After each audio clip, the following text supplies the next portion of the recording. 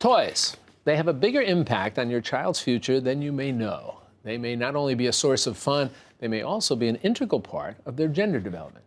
Joining us with some insight into the psyche of our children and our grandchildren is Dr. Lisa Dinella, psychologist and gender studies professor at Monmouth University and a good friend of mine. Nice to have you here with us. Thank you for having me.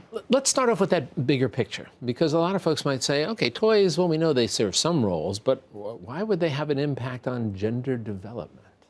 So gender development is something that is developing with children from a really young age. And so as kids are playing with toys, they're learning lessons about what society thinks is for them and not for them based on their gender. We also know that kids are playing with toys, and as they're engaging with these toys, they're learning other lessons, such as academic skills. So research has shown that toys such as puzzles and blocks and number games, they're really teaching kids the basic principles of mathematics. And those basic principles of mathematics are the building blocks for later learning in science, technology, engineering, and advanced principles in mathematics. But T-sets are things that kids are using to be able to learn how to share and how to have conversations. But they're also learning the cognitive sequencing of events. So what happens in the beginning, what happens in the middle, and what happens in the end of an interaction. So they're all really important. Let's talk a little bit, because so much of your research has been fascinating. You and I have talked about this in the past. But in terms of the toys, and two things I want to ask you to talk about. The first is toys that are designated boys' toys as opposed to girls' toys. And then the notion of the colors of the toys and how they can have an impact on that development. Start off with girls' toys versus boys' toys. So our society thinks about toys often as being either for girls or for boys. Right. And so we sometimes call them girls' toys or boys' toys. And the toy companies have started designating those by adding colors to them. So we know that dolls are oftentimes pink, and our trucks and our swords and things like that are oftentimes blue. And this helps kids, well, it's designed to be able to help people know which types of toys they should buy for kids and which ones they shouldn't. Now, talk a little bit about some of your studies and some of the research that you've done and some of the interesting things that you've found in terms of if you change colors, for instance, if you use neutral colors, the reaction that children have to the various toys. So the idea that there are colors and categories of toys is what's really concerning to me and to other researchers as well.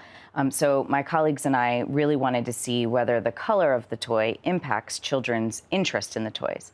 So Drs. Weisgram and Drs. Fulcher and I got together and we did a study where we bought 2 of every toy, and we painted some of them pink and we painted some of them blue, but they're the same exact toys. And so when we gave kids these toys, we realized that it wasn't really the toy that was driving their interest, it was actually the color. So girls were more interested in boys' toys when they were painted pink.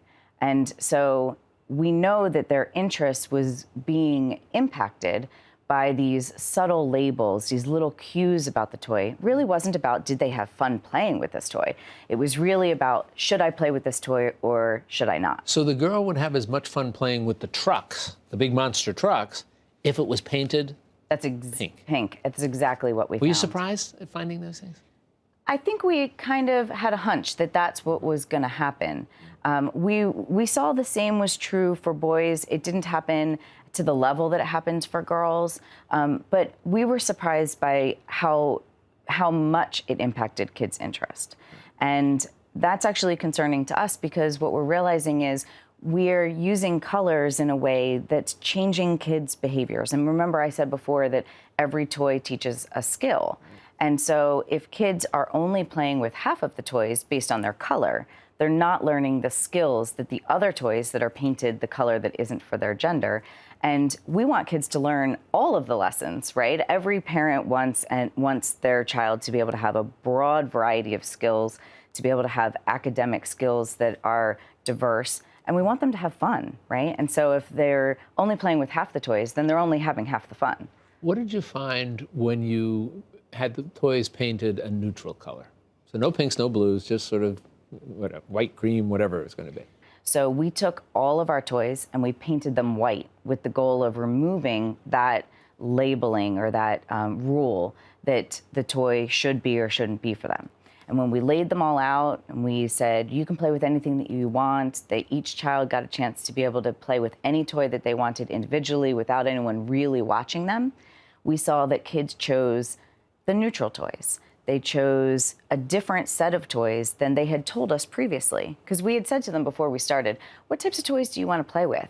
And the girls said, we want to play with the girls' toys. And the boys said, we want to play with the boys' toys.